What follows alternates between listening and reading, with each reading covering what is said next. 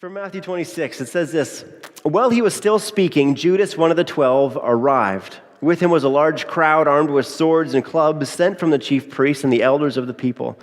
Now the betrayer had arranged a signal with them. "The one I kiss is the man. Arrest him." Going at once to Jesus, Judas said, "Greetings, Rabbi," and kissed him. Jesus replied, "Do what you came for, friend." Then the men stepped forward, seized Jesus, and arrested him.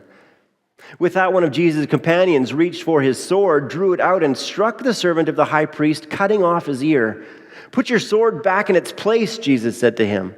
"For all who draw the sword will die by the sword.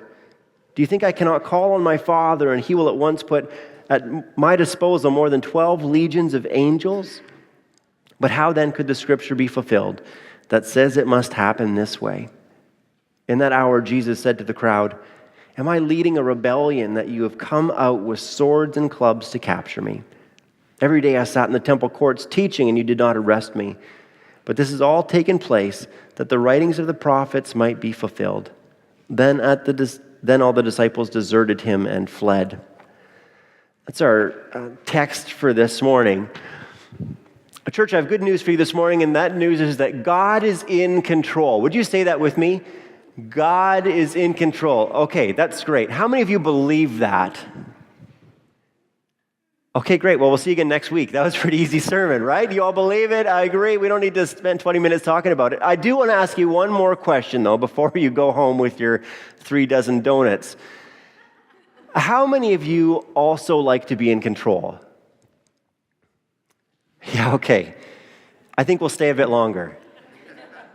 You know, it's true. We like to be in some control, don't we? To some degree or another. I like it when my kids are under control. You're doing a great job this morning, kids. I like it when laundry's under control, right? And I go in the drawer and there's actually socks in the sock drawer. I love that. I like when the dishes are under control. I like having control, like, for example, I go to a restaurant and I can pick anything I want on the menu. I like that. And we've taken that to a new level these days, right? Because you can pick to something, point something and say, "I want this, but I want it gluten-free, low-fat, non-dairy. I want to, all I want really is the carrot, but I want this one on the list." We just like to have control, and I'd like to have our say in what's going to happen and what we're going to eat and what we're going to do, and like to feel in control over those things, and that's fine. It's okay to have control in those types of situations. One of the ways I can tell that I like to be in control is that I don't like giving up control. Have you ever found that? How many of you like going to the dentist?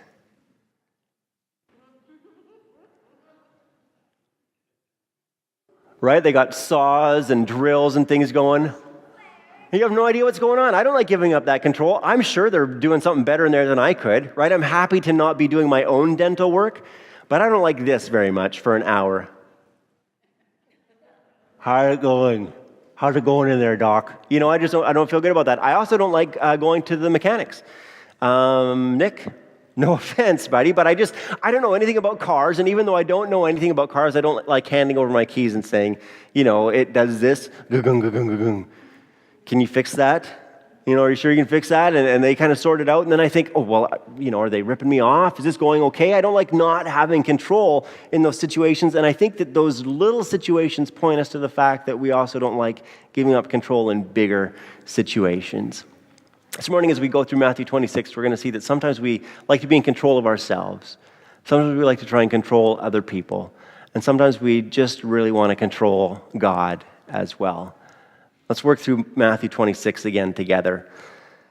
It says this: While he was still speaking, Judas, one of the 12, arrived. With him was a large crowd armed with swords and clubs, sent from the chief priests and the elders of the people. Now the betrayer had arranged a signal with them. "The one I kiss is the man. Arrest him."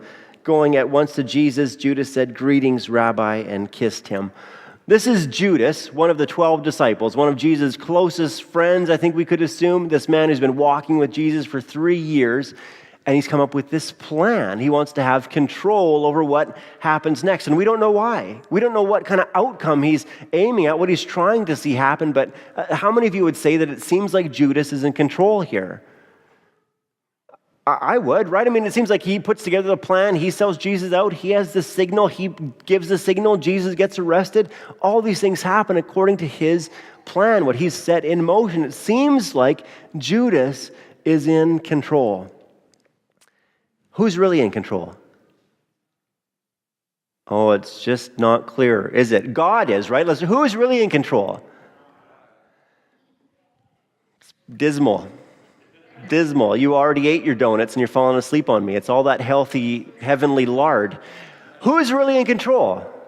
God is. Okay, right, but it sure seems like Judas is. Now, Judas wants to be in control, but Peter doesn't like that, and Peter also wants to be in control of the situation. And Peter maybe has a control issue, I don't know, but it comes up a number of times in the Bible. For example, when Jesus says he's going to be handed over, arrested, betrayed, and killed, Peter says, what? Never, Lord, this will never happen to you. I'm not going to let this happen. As if Peter has some sort of control over the situation, right? And so now what happens is this mob comes, this crowd comes to arrest Jesus, and it says, then the men stepped forward, seized Jesus, and arrested him. With that, one of Jesus' companions, Peter, reached for his sword, drew it out, and struck the servant of the high priest, cutting off his ear. Peter wants to go from fisherman to ultimate warrior, right, to gladiator. He's going to fight the whole mob off if he has to, because he's going to control this situation. Would any of you say that Peter is in control here? No. Is he fighting for it anyway? Absolutely. He's willing to kill somebody, right? He's swinging. I don't know if he swings and misses or it's just like a warning shot, but he takes out his sword, cuts off a guy's ear because he wants to be in control of the situation. And there's this battle we see happening between what Judas wants and what Peter wants to happen. I think all of us like to be in control. I think it comes up in all sorts of different ways. Some little ways that I can think of. One is this. How many of you load the dishwasher at home? Do you like it when someone else loads the dishwasher? Absolutely not. Absolutely not. I appreciate that they've done the work, but they've done it all wrong, and I have to do twice as much. Now I have to unload it again and then load it because I don't know why, and my wife is much smarter than I am, so please don't think I'm pointing out her. But whoever else might load the dishwasher in our house does it all wrong. Okay, and what they should do is they should do plate, bowl, long utensils, cup. That's on the top shelf. On the bottom shelf, you think that I'm joking, but I'm not. It's cutting board, plate, utensils, pasta bowl, cookie sheet, pots and pans, and then if there's any miscellaneous like Tupperware, that happens there, right? If you want that written down, I can write it down for all of you. I can probably improve all of your lives quite a bit because I've perfected it, and I don't like someone else messing up this system because I like to have control there. Maybe that's true for you. Another situation, maybe this comes up for you. How many of you, when you're walking towards a vehicle with other people, you walk to the driver's seat?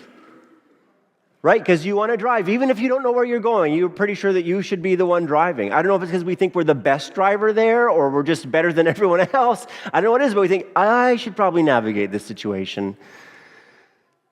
And so that's what we do. We don't like to give up control in different situations. And it's okay if you want to load the dishwasher. It's okay if you think that you're the best driver, although I'd like to compare notes with you.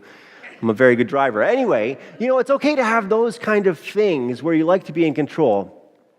The problem is when we start to think that because we have control over those little things, the dishwasher and the menu and how we drive, the problem is when we start to think we also have control over the big things.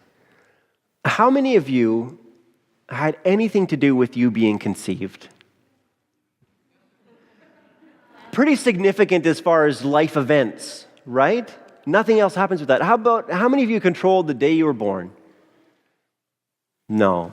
How many of you control the day that you die? You could say, well, I could choose that day, but you can't extend it.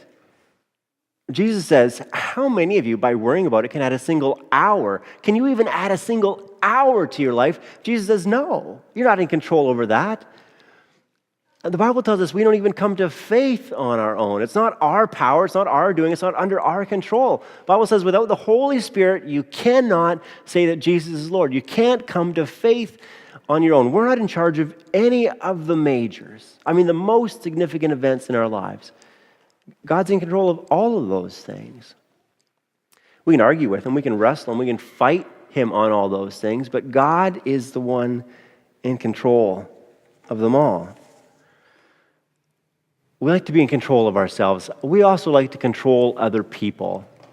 I don't know if you think about this, but we try and control the way what people think about us. You know, you ever told a story about something you saw on TV and you started it by saying, I don't watch a lot of TV, but I saw this, right?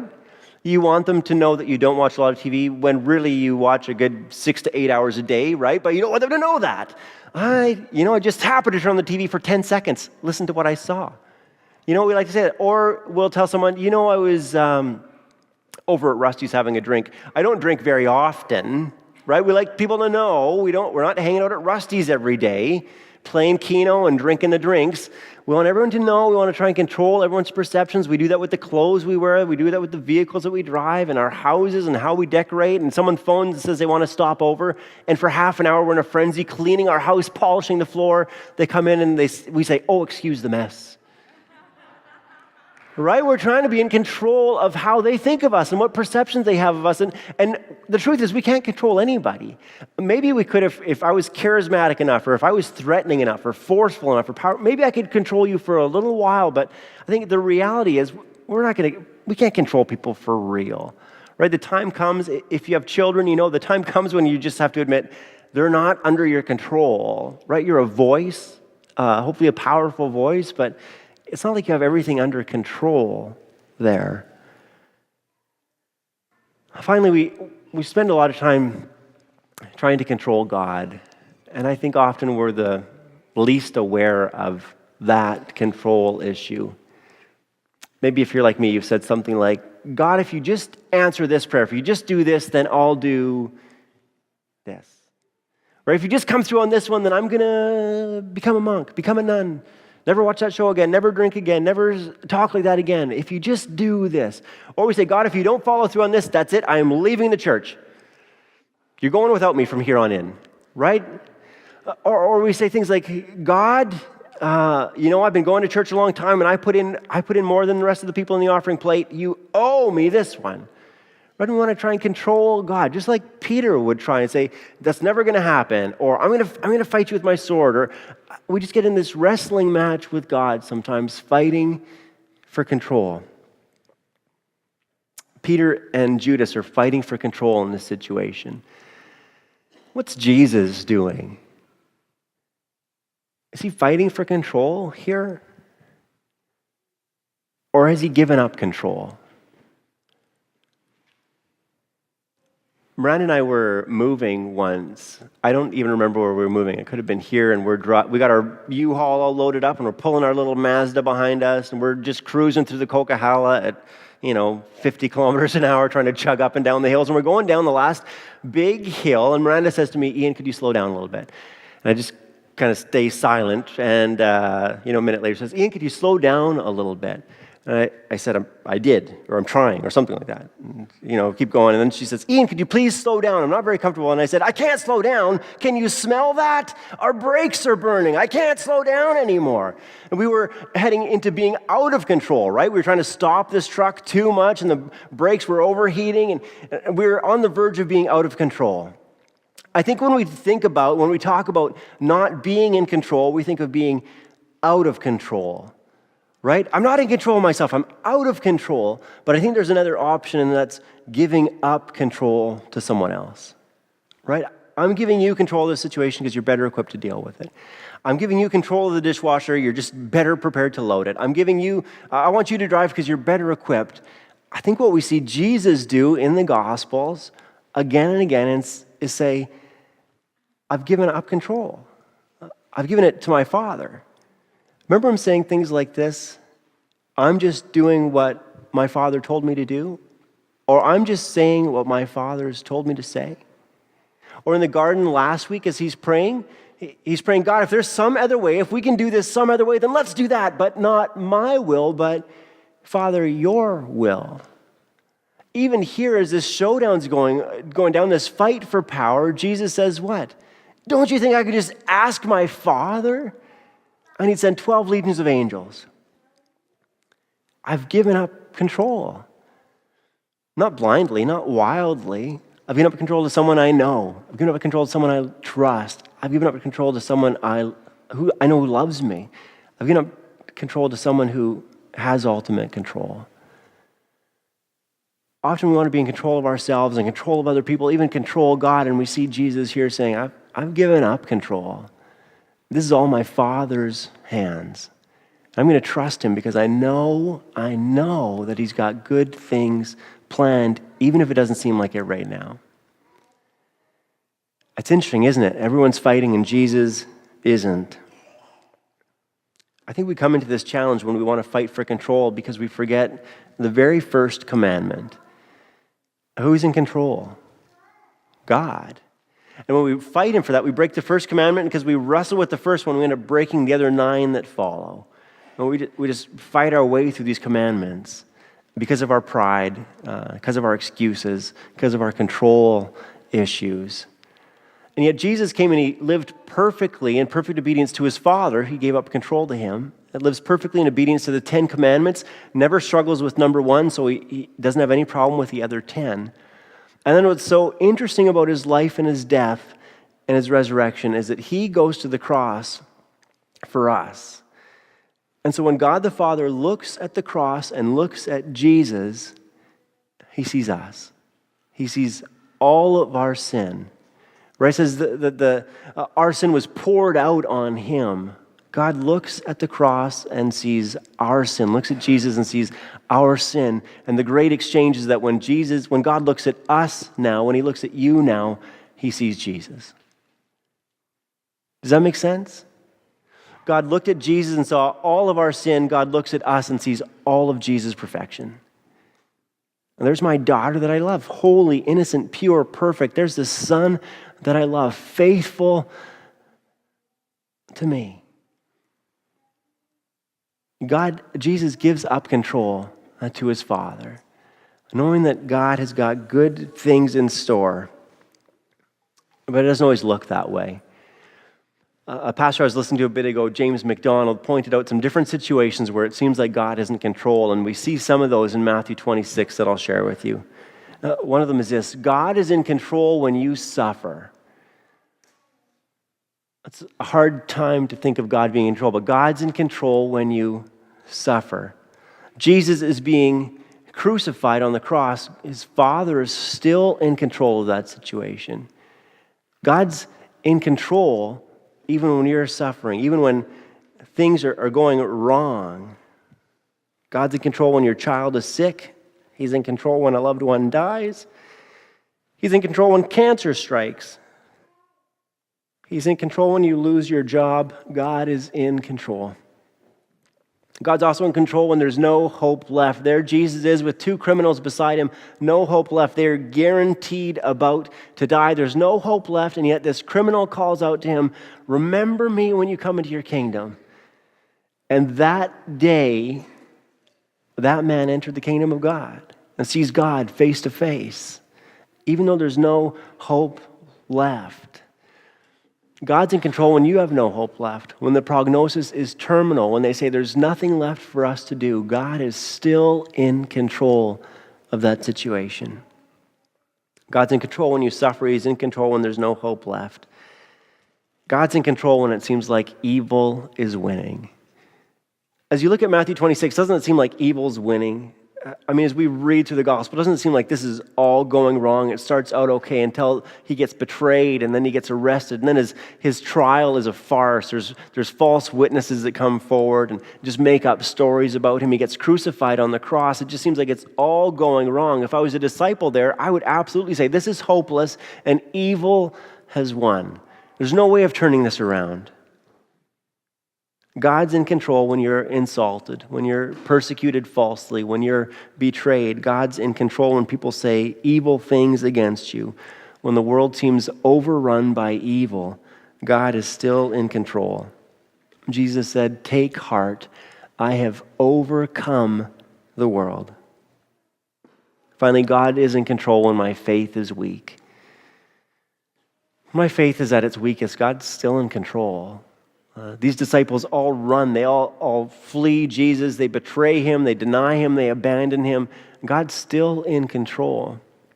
And God has this plan of how to bring them back, how he restores Peter, how he restores the other disciples, how he sends his Spirit and brings them back to faith, strengthens their faith. God's in control even when your faith is weak, even when you suffer, even when it seems like evil has won, even when there's no hope left.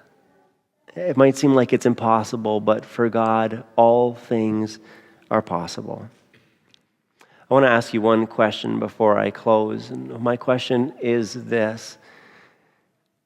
What situation in your life right now, what area in your life does it seem hardest to believe that God is in control? I invite you just to think about that for a minute. What area in your life is it hardest to believe that God is in control?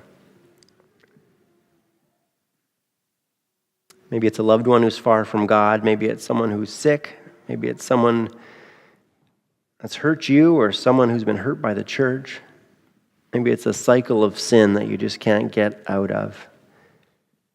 Where is it hardest for you to believe that God is in control?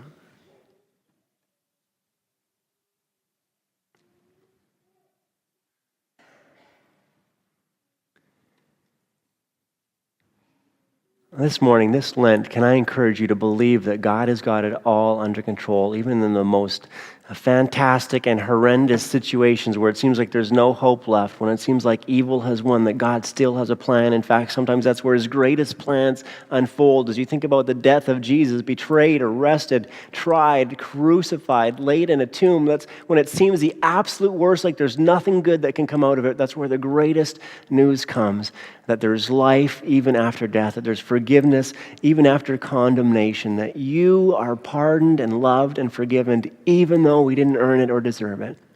That the day that you die, you'll see your Savior Jesus because he's got it all under control. Would you pray with me?